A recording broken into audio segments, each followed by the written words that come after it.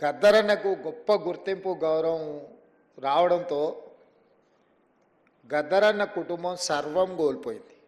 ఏ రోజు కూడా వాళ్ళు నాకు తెలిసి కంటి నిండా నిద్రపోయిందో కడుపు నిండా బుక్కడు బువ్వ తిన్న రోజులు ఉన్నాయో లేవో నాకైతే తెలీదు.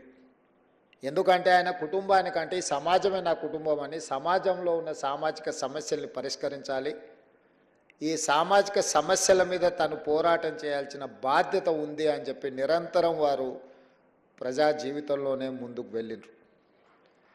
కంచా ఎలయ్య గారు లాంటి వాళ్ళు వాళ్ళ కళలతో స్ఫూర్తినిస్తే, గద్దరన్న లాంటి వాళ్ళు గలంతో గజ్జలతో ఈ సమాజానికి స్ఫూర్తినిచ్చిండ్రు, చికిత్స చేయాలనే ప్రయత్నం చేసిండ్రు.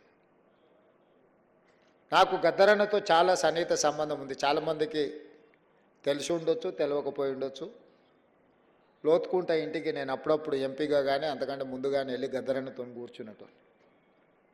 ఎప్పుడైనా నిరాశ నిస్పృహ కలిగినప్పుడు గత 10 సంవత్సరాలు రాజకీయపరమైన కార్యక్రమాలు, ప్రభుత్వాల నిర్బంధాలు ఇబ్బందికరంగా లేకపోతే ఒంటరిగా భావించినప్పుడు నేను అప్పుడప్పుడు గద్దరన్న దగ్గర వెళ్ళి కూర్చున్నట్టు మాట్లాడేటోని.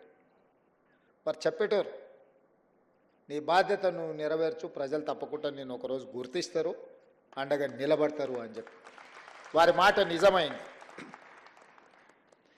వారి స్ఫూర్తి సమస్యలు వచ్చినప్పుడల్లా గుర్తు చేసుకొని ముందుకెళ్ళేది. ఈరోజు తెలంగాణ సమాజంలో ఉన్న గొప్ప వ్యక్తులు కొద్దిమందే మన తరంలో మనం చూసిన వాళ్ళు. ఆ తరాన్ని వాళ్ళని గౌరవించుకుంటే వాళ్ళని వ్యక్తులుగా గౌరవించినట్టు, వ్యక్తులుగా వాళ్ళని గుర్తించినట్టు కాదు, మన సమాజాన్ని మనం గుర్తు చేసుకున్నట్టు, చరిత్ర పుటలలో ఈ సమాజానికి కూడా ఒక పేజీ ఉండే విధంగా మనం నిర్ణయాలు తీసుకోవాలనేదే నా ఆలోచన.